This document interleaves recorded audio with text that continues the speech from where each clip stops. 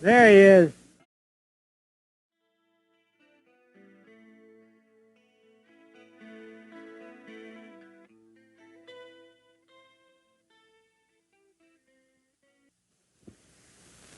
Nice fish.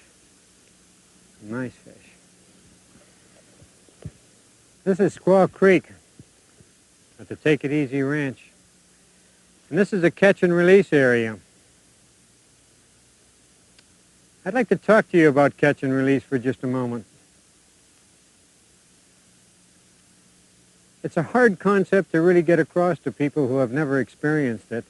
And I'd like to talk to you about some of the possibilities in catch and release. I usually do 2-day seminars where I conclude the seminar with a movie called The Way of a Trout. In the final scene of A Way of a Trout, the old gentleman takes the fish and puts it back into the water. He lets it go and the music plays and everybody starts clapping when I do something like that. One day a little 11-year-old boy jumped up. He said, "I wouldn't have let that fish go."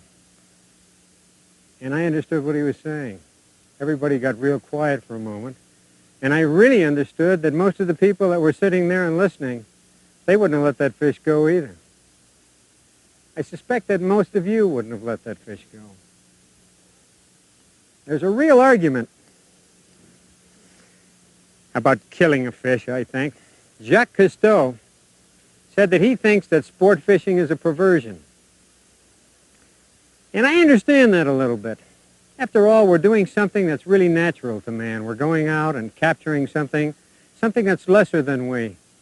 We catch them and we kill them and we eat them. And that's a normal, natural thing for man to do.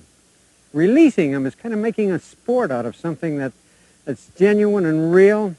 I guess you could call that a perversion. I think that those of you who are starting into it and you want to catch and kill a fish, I think it's a wonderful thing. I think you should do it. I think that's what hunting is and that's what fishing is. And I don't want you to feel guilty about that. I want you to let all the conservation organizations and the magazines and the instructors like myself make you feel guilty about that. But I must also tell you that there's another side of the story. There's a side of the story about rivers that don't have enough fish for all the population that are fishing, so we have to make laws, like this river. There are so many people fishing on this river that if we kept all the fish we caught, there wouldn't be anything left for us to fish in. I think we have to make laws so that we release the fish. But even more importantly, I think there's a philosophic concept in releasing fish that I'd like you to consider. I know that it's not logical to catch one of these animals and then put them back in the water again. I know that it's almost an unreasonable thing. But I think it might be a noble thing that man does. I think it might be like religion. It might be some concept that man has that's more than what he is. He satisfies his hunting need, puts the fish back in the water, and feels good about it. I can only tell you how I personally feel.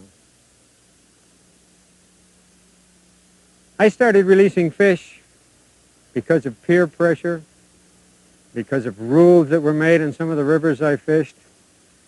And that's how I started to do it. And it was painful at first.